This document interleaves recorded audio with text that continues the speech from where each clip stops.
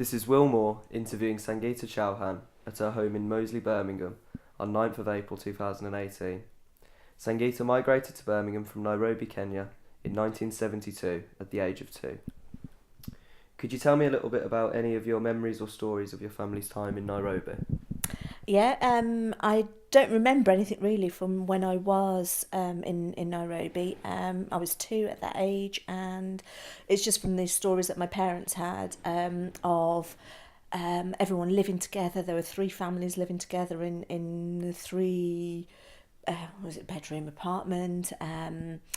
Dad used to work, the women were looking after the children, and they used to have a lovely life. They had a helper there. They used to, the kids went off, I didn't know, but my sisters and cousins used to go off to school, and it was an English speaking school.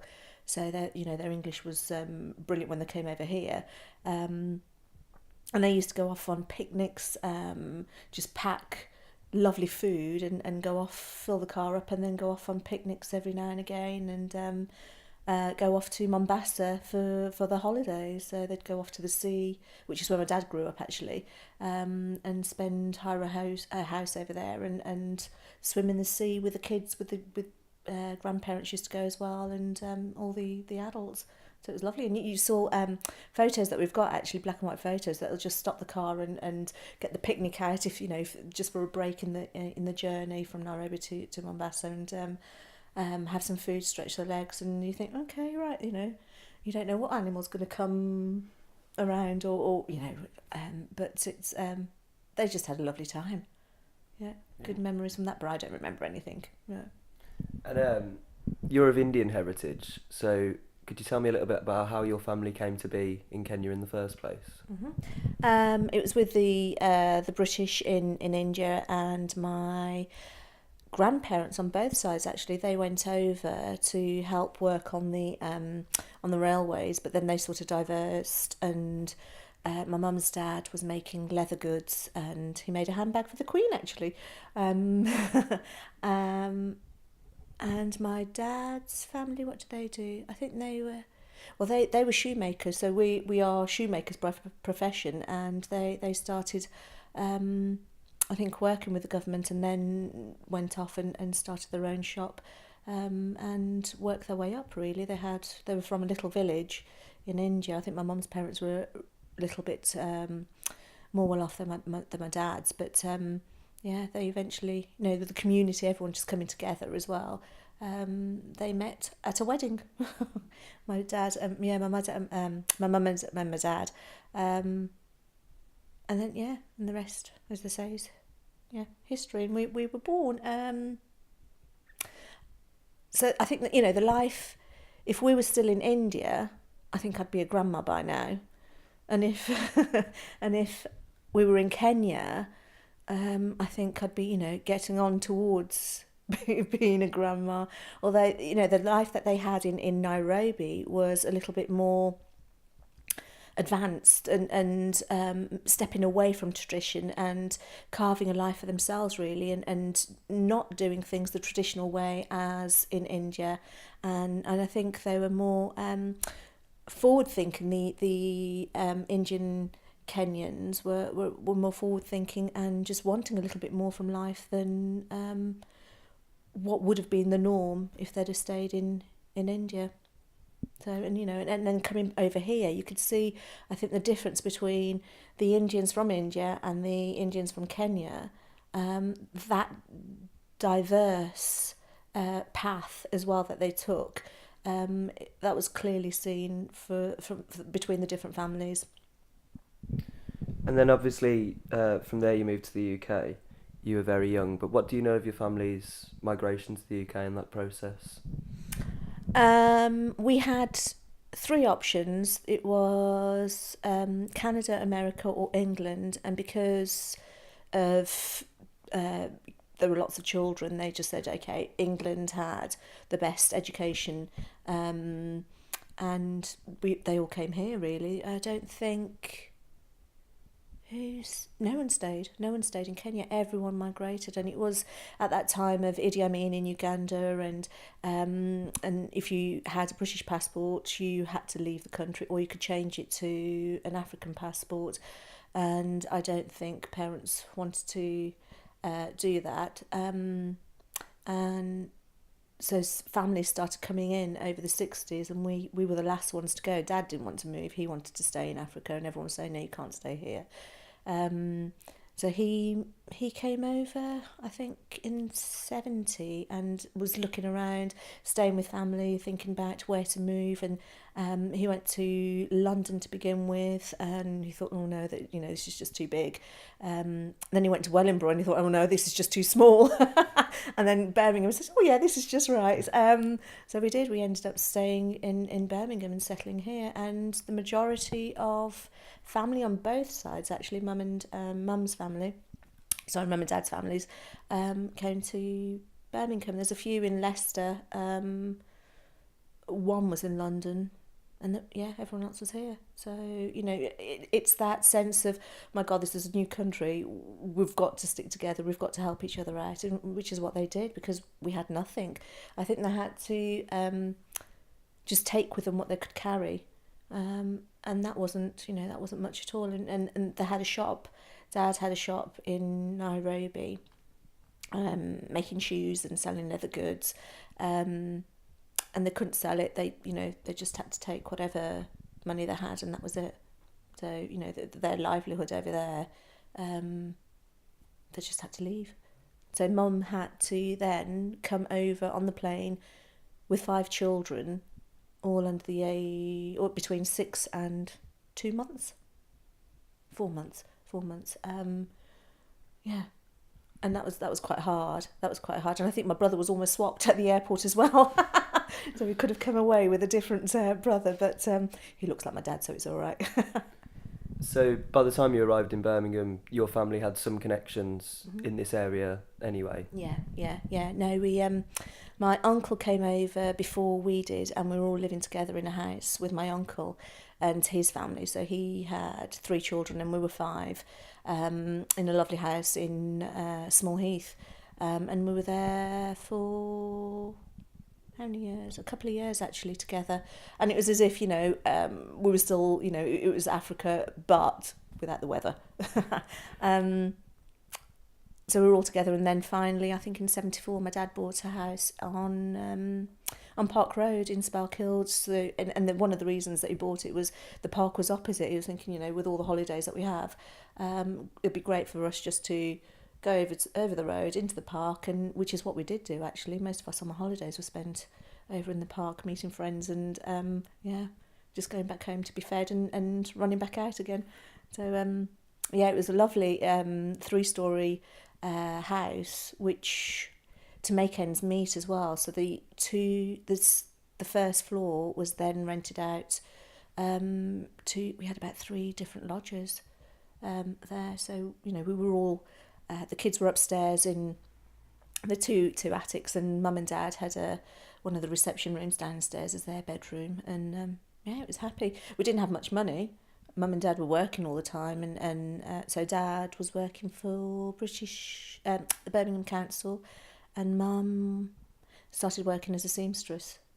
So she'd be out of the house before we got up.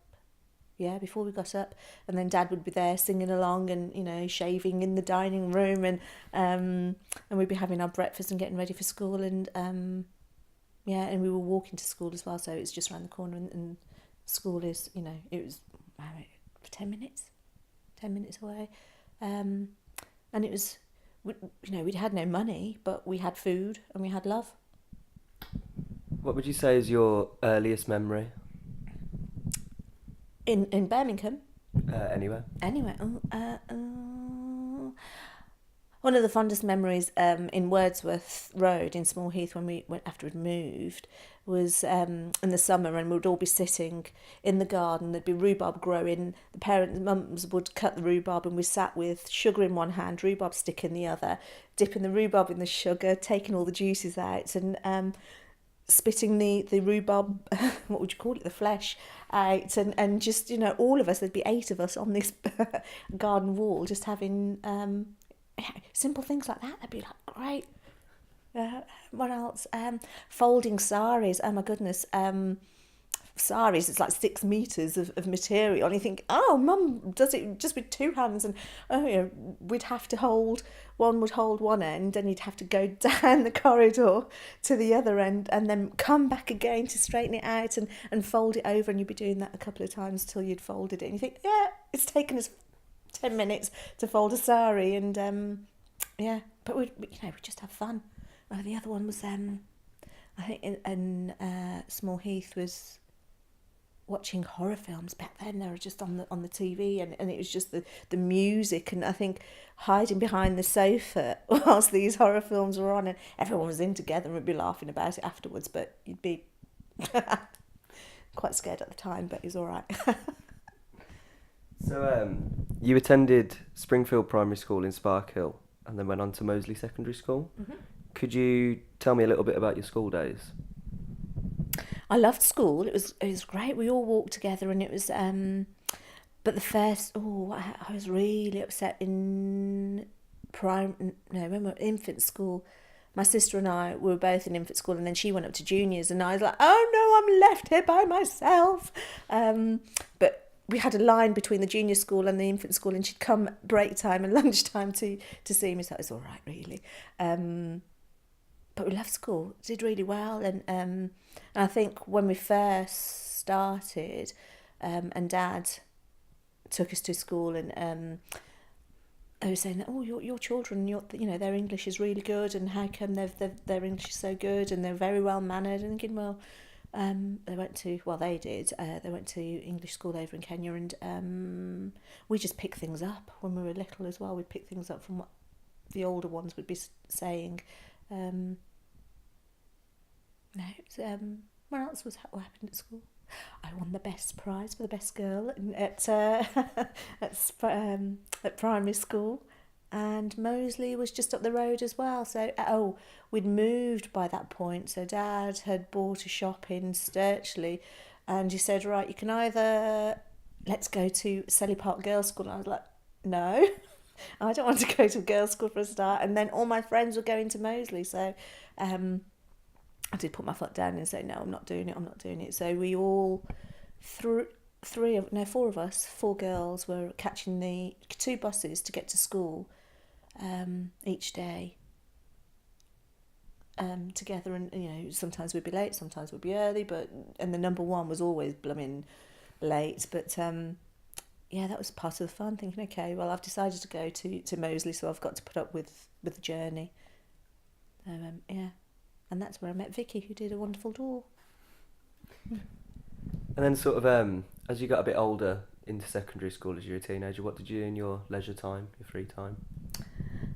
As a teenager, still we didn't have that much money back then, but we did have a little bit more from the shop. We watched TV. Back then we watched TV as a family in the evenings, and after we'd had dinner and cleaned up, we'd all get together and watch Dynasty and Dallas and Coronation Street, and what else was on back then? All the game shows as well, Generation Game, and and that was it. That was your entertainment, and the only time that we did go out was to see family. With friends, we didn't, the life that kids have now, we didn't really have parents driving around and, I'm going over to this person's house or that person's house. And if we went into town, later on we were able to go into town and meet friends then on a Saturday. But apart from that, in the evenings, we didn't really do much. We started reading a lot more, so going to the library, getting books.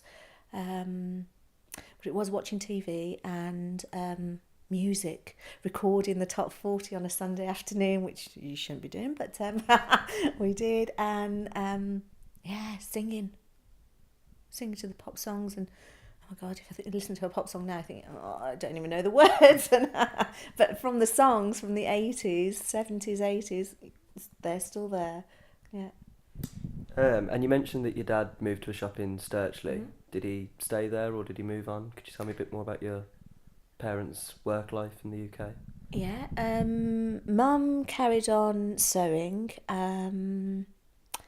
And Dad had the shop, so it was a two-fronted shop in Sturchley. It was a newsagent's, and oh god, that was a hard life. It really was. So we moved from our house to live above the shop just for security reasons, and they were getting up, or Dad was getting up at 4 o'clock in the morning to get the papers in, and would then be, making sure that all the paper rounds were ready. He'd be in the shop till 7 at night, and that was full on work, and they'd be working on a Sunday as well. So the only time that they'd have off was Sunday afternoon, where they had, that they ate, or we all ate rather, and we'd watch a film in the afternoon, and Mum and Dad would go and have a snooze, and thinking, oh my gosh, that they needed it.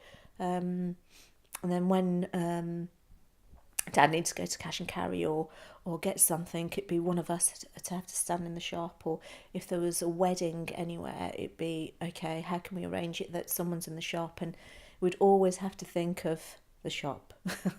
And it's we hated it. We did hate it, but it allowed us to go on trips. Dad would never say no outright. He'd be like, okay, we'll see. And then he'd try and work things out that we were able to go on ski trips from school. We were able to go on to France for a week from school. So all the trips that we did go on, they were from school. The holidays that we had were... I remember the first holiday was on a train to Leicester to go and see family, and my brother doing an Elvis Presley impersonation. So our family holidays were to see family, and they stopped when really the shop was there, because that was just a full on, and the only days that they had off were Christmas Day, and then they'd open on Christmas Day just to sell batteries and cigarettes, just for a couple of hours. But yeah, so it's a double-edged sword, that one.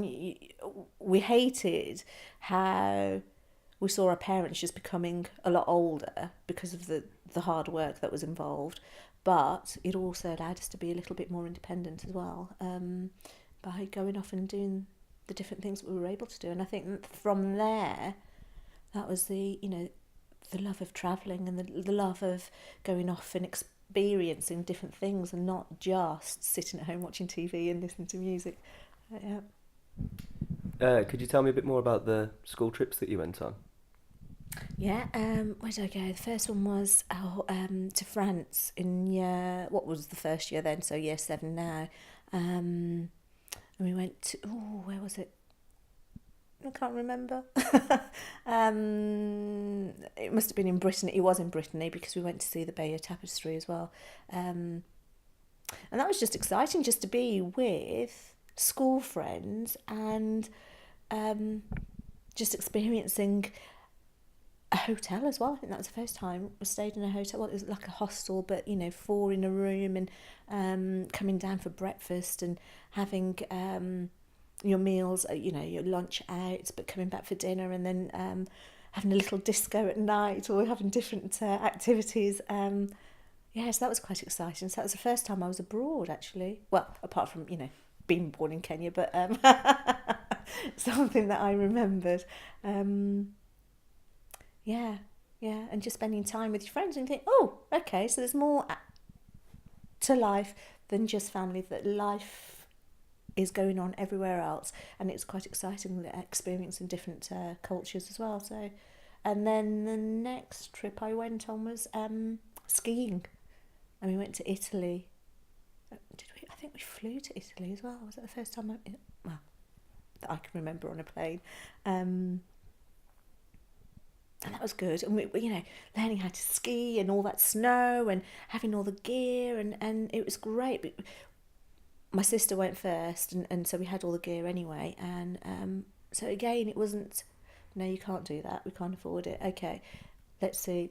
And it was all about breaking the payments down into manageable chunks and being able to go off and experience. And that's one thing that Dad has really instilled in us is that go off, experience what's going on in the world, embrace everything, all your opportunities that are available, and don't just sit around, basically. So yeah, France and Italy just opened my eyes up, and then later on I did a German exchange for 2 weeks, and we we sorted out the house over here for her to come over, and did lots of things with her. But when I went over there, she went off with her boyfriend and left me with her mum and her dad. It was when I first learnt to play backgammon, actually, and then stayed with a different family as well. So it's just like, oh yeah, I can speak German, and yes, that's I do like German, and that just gave me the confidence to carry on with German and do it as a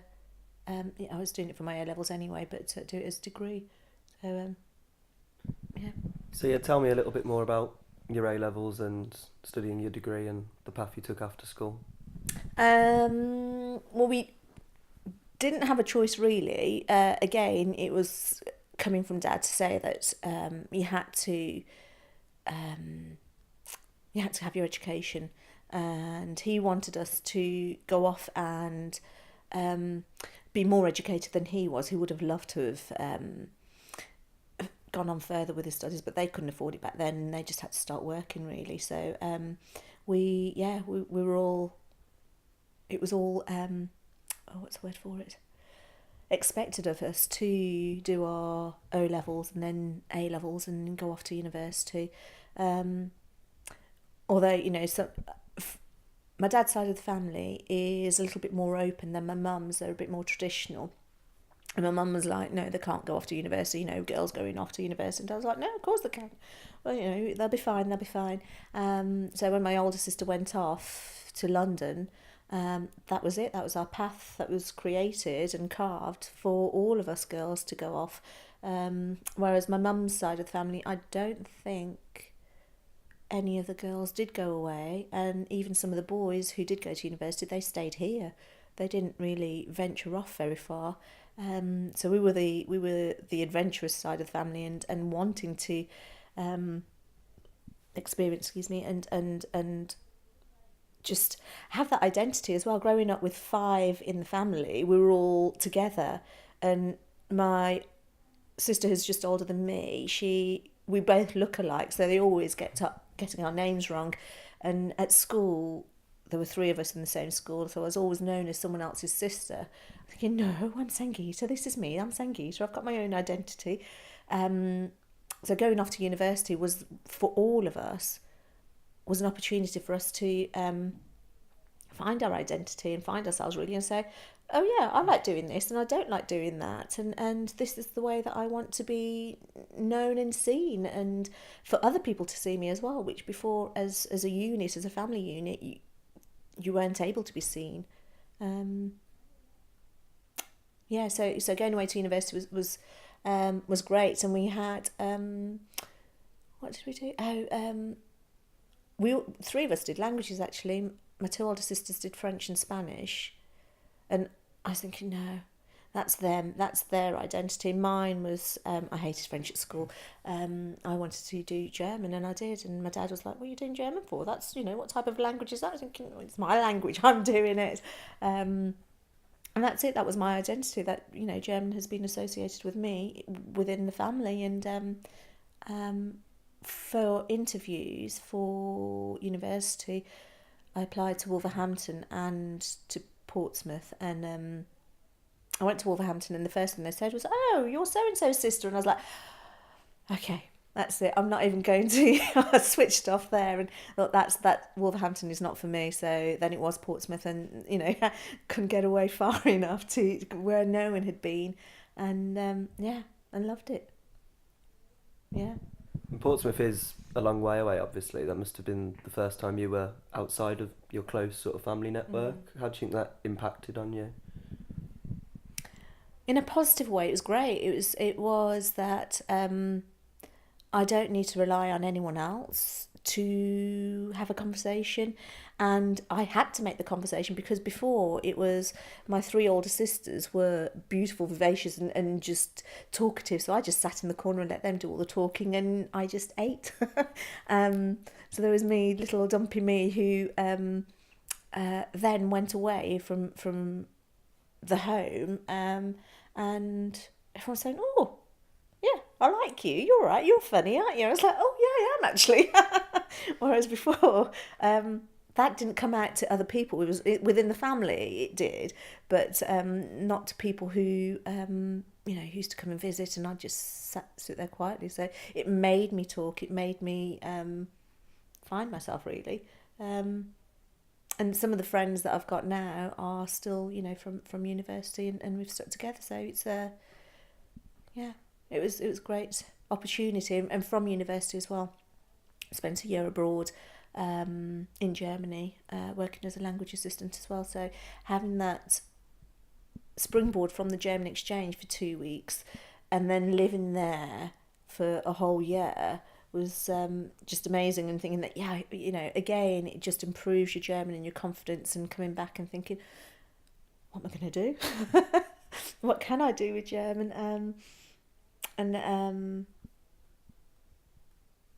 I think it just being away from home just developed that confidence within you, to think that I can do whatever I want to, really. I can live wherever I want to. And from leaving Birmingham, I thought, right, that's it. I've found my identity. I'm never going to go back to Birmingham, because if you do go back to Birmingham, that's it. You're always going to be known as someone else's sister. You're always going to revert back to being that 16-year-old self.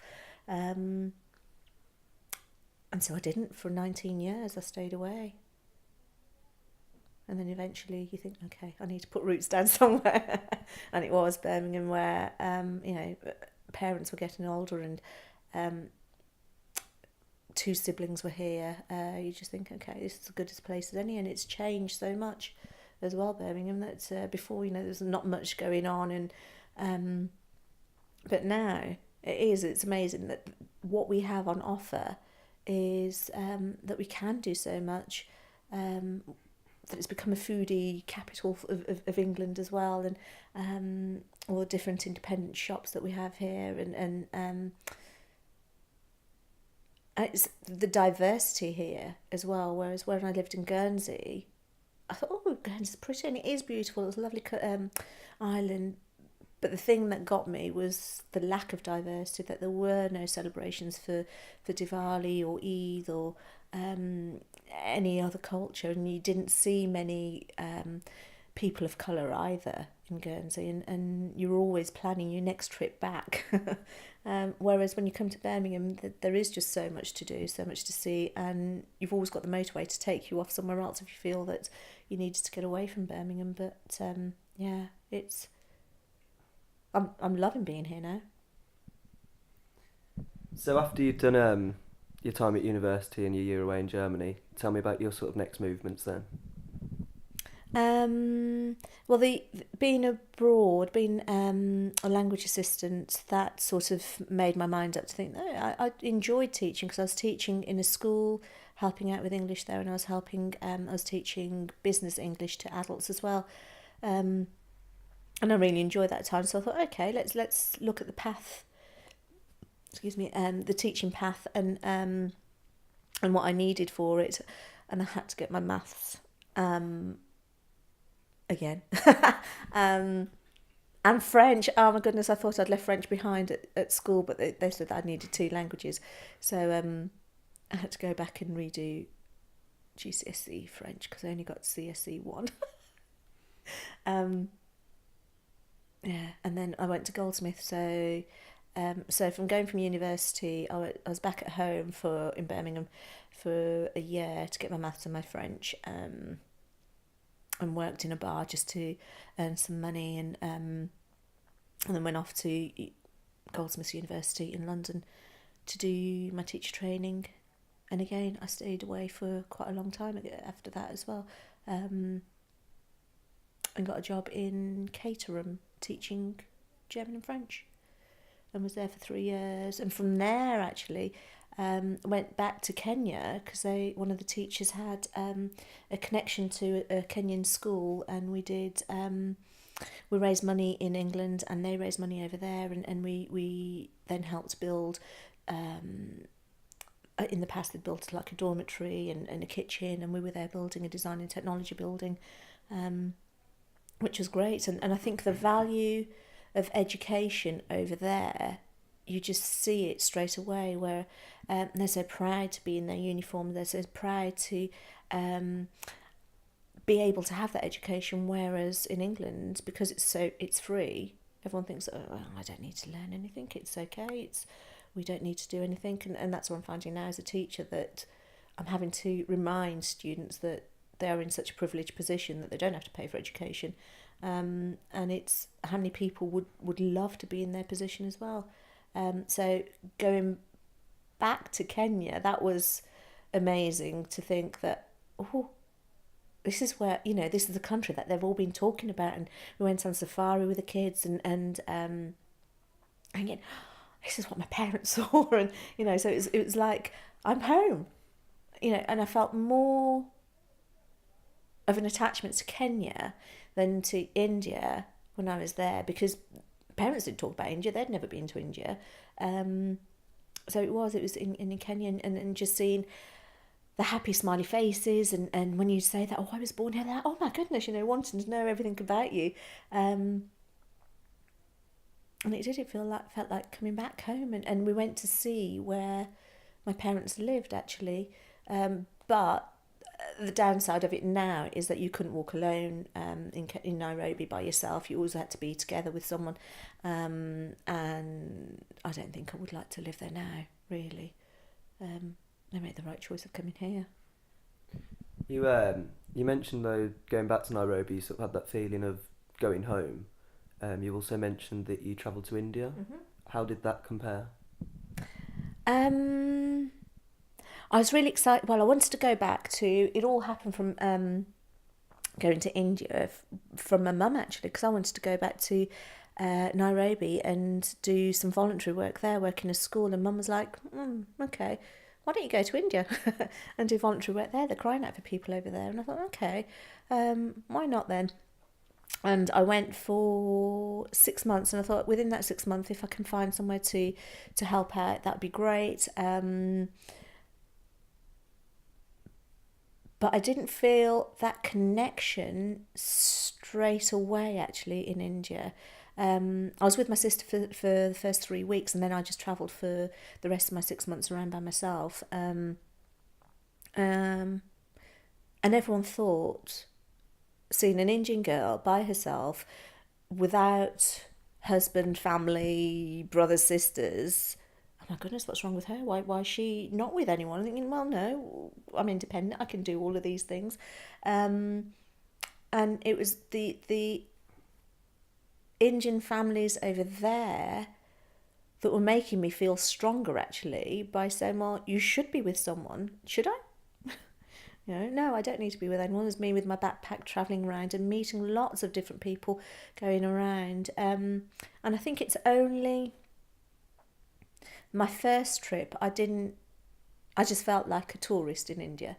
And it was only maybe in the second and third trips that really felt a little bit more comfortable, and making friends over there as well, Indian friends, and you think, oh yeah, we've got lots in common, and it, it's strange, isn't it, that our heritage is from India, and yet you're not feeling that connection, which came afterwards. So we had to build on that. And I think the food as well, because my mum's such a great cook, the variety of Gujarati food in the house that we were used to. Going to India for the first time, I was so looking forward to all the food, and I was so disappointed. I thought, oh my God, this is not the food that I've grown up on. But I think the food that I have grown up on is a mix of Gujarati and African as well. So it's not just purely Indian food. And that was a big disappointment. And I think, for Indian families, having that, it's family first, and then it's food. You're always, if someone's eating and you're invited to the table as well, you wouldn't sit somewhere else and say, oh, let me just finish off my meal and I'll come and join you.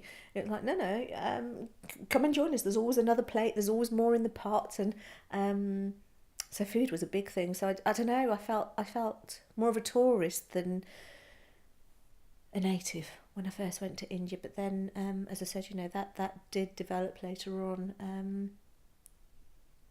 When we travelled around Gujarat, which is where we're from, and being able to use our Gujarati as well, thinking, okay, because we don't speak Hindi, and we didn't grow up on all the Indian Bollywood films when we were younger, so speaking Hindi was a bit of a mishmash really of Gujarati, French, German, Spanish, and using your hands and trying to get yourself understood by communicating. But going to Gujarat, we did use our Gujarati, but again, that some of the words that we do use in Gujarati now is the Swahili words. So it's only when we went to stay with family that we said, oh, where's this such and such, and they'd be like, what's that then? Like knife is kisu in Swahili, and I think it's chapo in Gujarati. I don't even know actually, but we just use the Swahili word at home, kisu. So there's just other Swahili words that have just crept into our language that are just the norm for us, and we were over there in Gujarat saying all these words and like, no, that's not that. But I think the heritage from the buildings in Gujarat, it was just amazing, just seeing all the carvings, the intricate carvings, and the beautiful stonework, and I think just the colours as well, the amazing colours from all the saris, and everyone just being so elegant in their saris, and I think that's what blew me away to begin with the colours, the hair as well, because when you're here in England, you see, your blonde, brown, your blacks type colour hair, and going over there, it's just black, and you think, oh, how can you spot someone in a crowd? You can't until they turn around, unless they've got a completely different hairstyle. That was the one thing that struck me going over there, which is quite strange. And I think holding traditions as well, people tend to hold on to traditions from a country that you're originally from a lot more and a lot tighter than the actual country that you are from. In India, they'd moved on from some of the traditions that we're still holding on to here, and one that strikes me as a female is that going to temples or doing anything that's prayer related, that if you had your period, you weren't allowed to touch anything. And you just think, that goes against being brought up as an independent, strong female, that surely, if God has made us all, that having a period is natural, and we should be going in to pray and doing everything that is normal, but that wasn't happening. But when we went to India, they were like, oh, we don't do that anymore. We've gone past that, and you're thinking, oh God, no, we're still holding on to that in England, which is crazy. And you just think, that they're moving ahead, but we think that we should be traditional and hold on to what we grew up with, but no. And I still think that, okay, I would go to a temple if I had my period, but somewhere in the back of your head, because it's drilled into you from such a young age, that you think, oh, would I really?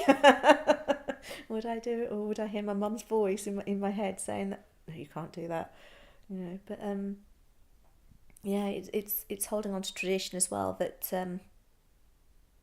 you think that no, we need to move on, we need to move forward, and that's the only way that we will.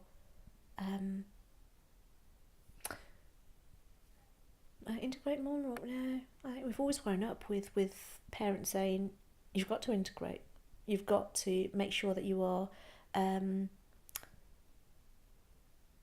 enjoying both cultures and not just our own. So I know I'm going backwards and forwards here. Whilst growing up, Dad bought a Christmas tree. I thought, oh, great, this is excellent. Do we need to buy presents? Or we'll buy one person a present, and a present for 50p bath salts as it was back then. Also, and then my uncle came. He saw the Christmas tree and he thought, oh, he told my parents off, saying, what are you doing? This isn't our culture. And Dad's like, well, hold on a minute. We're here. We're in England. We're going to enjoy both cultures. And for Easter we'd have Easter eggs as well. So we would enjoy both cultures. It wasn't and my uncle was on my mum's side, who were the more traditional family. But then when his kids started growing up, what did he do? He went and bought a Christmas tree, and they had Easter eggs and were joining in and everything. And you just think you can't have two cultures living separate lives. They've got to marry in some way. And it was lovely that we had all the Diwali celebrations and all the food and family get together, and then we got to celebrate Christmas as well, which was wonderful. So it's just but the best of both worlds, really. It's quite interesting because you've spoken about being shocked by lack of diversity in India and Guernsey. Mm-hmm. Was the diversity in Birmingham a factor for you in choosing to move back here and sort of make your roots? Yeah, definitely. Yeah, because Guernsey was my last place of being away and thinking, I'm never going to come back to Birmingham. But I think that just was the final nail. Was that I needed to be surrounded by culture and the diversity, and Birmingham had it all. I'd lived in London for a while, but that was just too mad. And my sister's still down there. She went away and she's still down there. But I just thought, Birmingham has a nicer pace, actually. People are friendlier. People are not afraid to be who they are, really. And, living on the edge of Sparkhill, parents are still in Sparkhill, and seeing that diverse mix on the Stratford Road, that you've got, the Irish are still coming to buy things there. The Polish are now here. You've got some Romanians here. You've got the Muslims, the Indians who still come over here, and a lot of family moved away from Hall Green and Sparkhill to live in the suburbs now, and but they still come here to do their shopping, and Mum and Dad can just go and shop every day and buy fresh vegetables, and a lot of community still happens around here as well. So for me, it's to see everyone working together, everyone living together, is a huge of huge importance, really. So how would you define your identity? It's a mix, really. It's British Indian. Because I've lived, I don't remember anything from Kenya, and the only glimpse that I had of India, the first glimpse, was when I was 30. So it's British Indian, so a mix of the two, and I think for me it's that balance as well, finding the balance of what I want from each culture, and if I don't like something, then I won't deal with it. I will just leave it to the side and find something else, really. So it's it's that balance.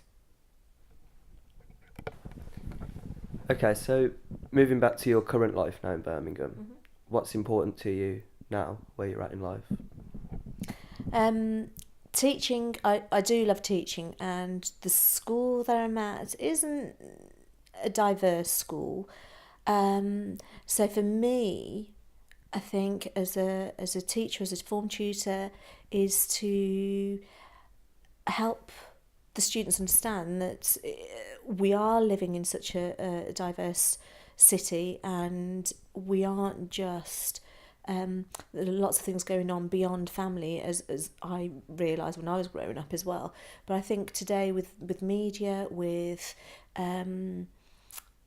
TV, it's bringing the world from outside to us, and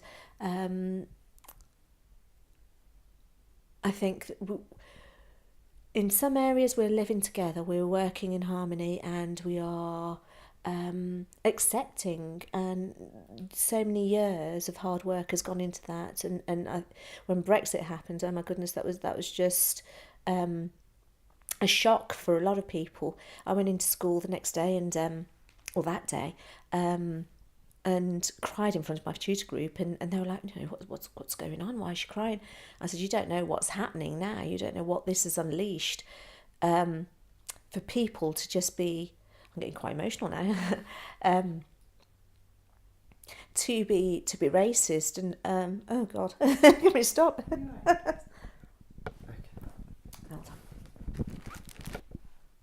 And so the tutor group were didn't quite understand what was going on, and it was said for me as a woman of colour to have people, as we saw on the news as well, to have people make horrible comments to you or spit in your face or do things, thinking, oh my God, this was happening in the 70s. I thought we'd got over that, and we're living in a developed world and an educated world, and how can this be that we've gone round in a circle? That wasn't meant to happen. And that was just an eye-opener, thinking that the people that you thought were open-minded just really weren't. And you thought, okay, well, I just need to be away from that person and broaden the horizons, or broaden the minds of the people that I can affect. And just, even if it's for them thinking a little bit for 1 second about someone else's life apart from their own, and the consequences that Brexit has had on people, I'm doing my job.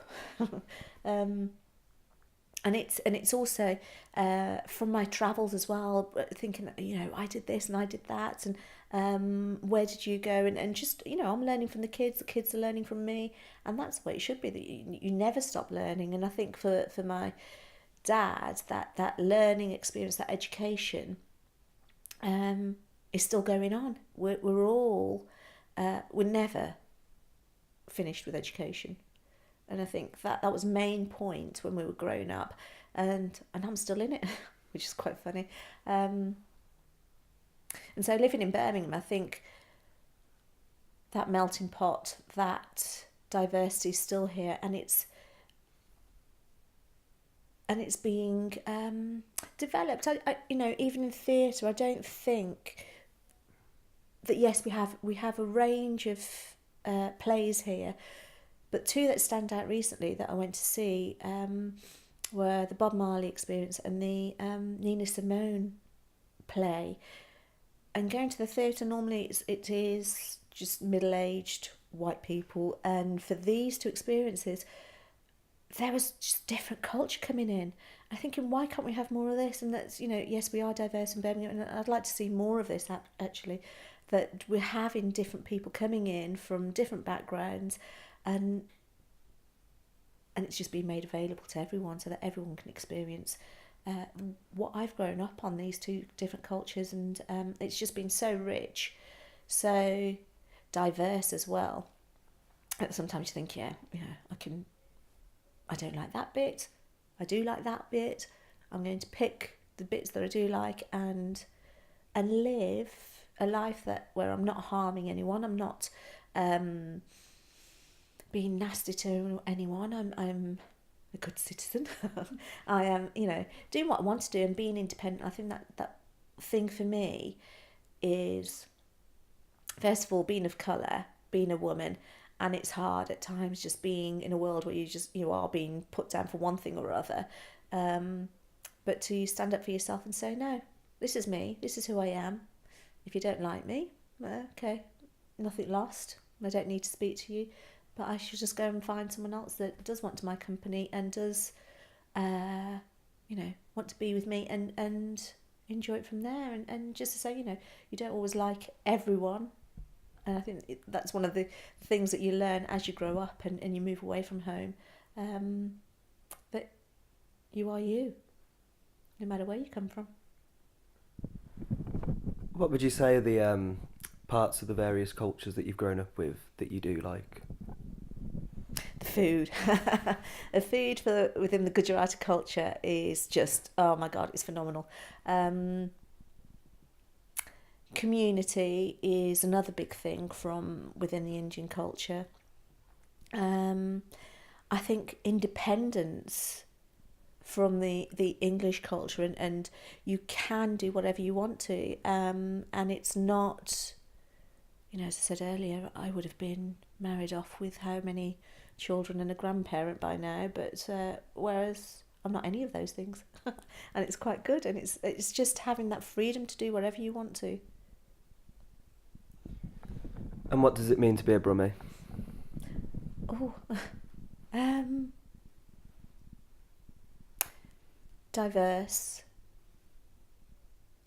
funny, good accent, being able to laugh at yourself, actually, having a sense of humour and not taking things too seriously, whereas I think a few people are hung up on where they live, but yeah, being in Birmingham, you don't do that. And is Birmingham home? Yeah. No, it is now. I can, after how many 19 years away, I can say Birmingham is home, and will be now. I have toyed with the idea of moving away, but no.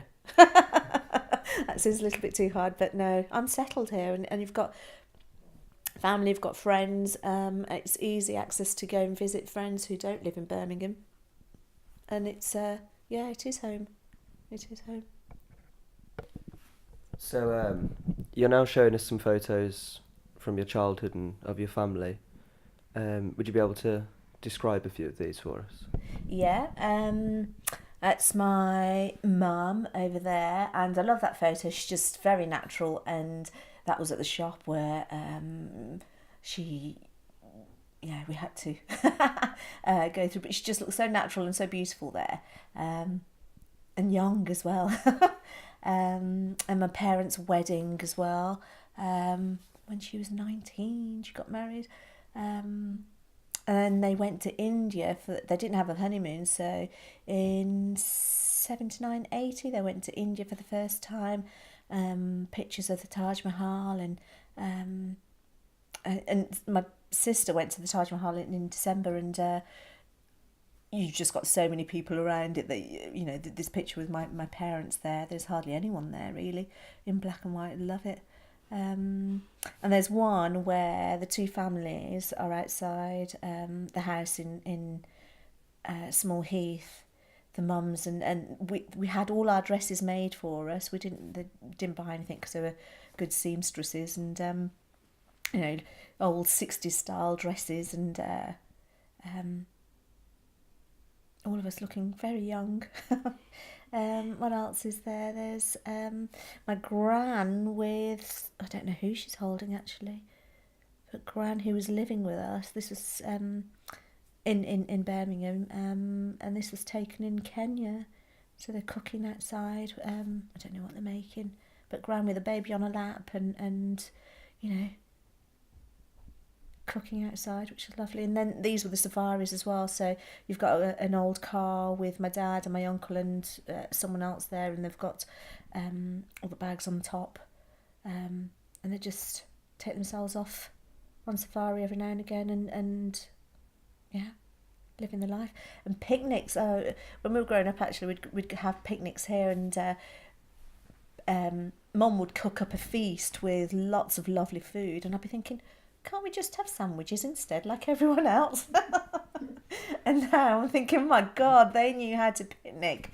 It was best time there with all the lovely delicious food. There's what else? There's this one. I think this one was more recent. So this is everyone here actually. That was my sister's engagement, the four sisters together in the park that was opposite our house, in our saris. And then we've got us having fun. So Mum, on a swing having fun at her sister's house, and we went over for a barbecue that day actually. And my parents' 25th wedding anniversary, that we made a cake, and I think that was the first time we went out for a restaurant. Was it? All of us together, and we went for an Indian actually, which is quite funny. But then, and that was Granny, who always used to have a little tipple. She had her little tot of whiskey at lunchtime and before she went to bed at night, and whatever was left in the little glass, she'd put it onto her joints and think, oh yes, it's it will get in me one way or another. And that was when my brother and I went down to London to visit my older sister. We went down by ourselves on the coach. She picked us up, and we felt so grown up without our parents there. It was great. And there's more. I think the older photos that we have. This is the ladies. These are ladies strong ladies who had to deal with different situations, different houses. So there's my gran, so it's my dad's mum, his sister. There's my mum, who had to join a house, being the youngest daughter-in-law, and having to, be a skivvy really. And she put up with a lot actually back then, but coming over here, and the house is all separate, or the family's separate, and she found her voice. So she found her voice from, family and everyone living together, and we found our voices going off to university. And it's, everyone on this photo has had to cope with different things and starting again and finding their own identity from the family community, and having to cope with a different country, different language, different smells, different food, different everything, that whatever they grew up with in Kenya was so different. Whereas we grew up here, and that was just natural for us. So and then what else?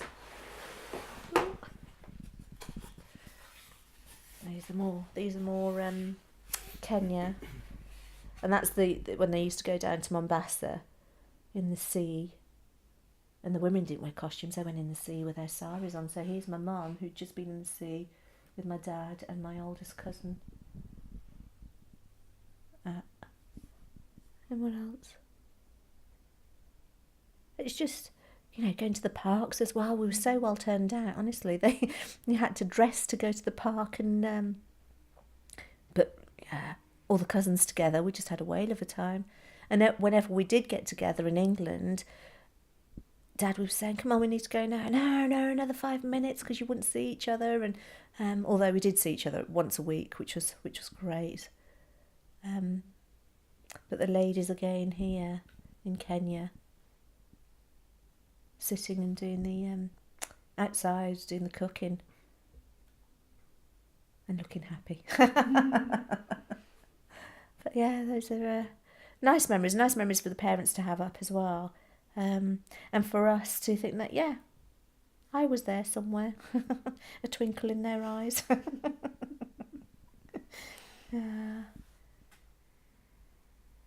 So great memories for them as well. And I think even after all these years, do they want to go back? Friends have been back, and they've all said that the life over there now would be completely different to what they were used to, and it's just not the same. So whatever the life that they had back then, it was amazing. It was more relaxed. But we have a different life here.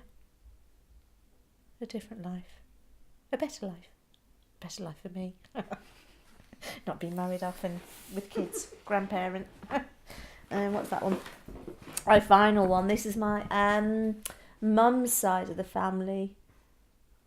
And then that's my mum at the front there, with her brothers and sisters. I don't know who that is. That was her mum, who was another formidable character. She died quite young, actually. She had throat cancer before Mum got married, actually. And that's her dad there. He was funny. Loved him. He just did little tricks with you and try and make you laugh. So we got together quite often, actually, and then yeah, one by one, everyone's lives sort of, their own family took over, and different paths that everyone took. And do we see them all now? We see them at weddings. So weddings are still a big thing. Fewer, but and there's one next week, a couple of weeks' time, where everyone will get together. So it's nice to dress up, wear a sari, and I think that's the only time we do wear traditional dresses, is at weddings, which is lovely. It's nice to wear a nice colourful sari. It's brilliant, thank you.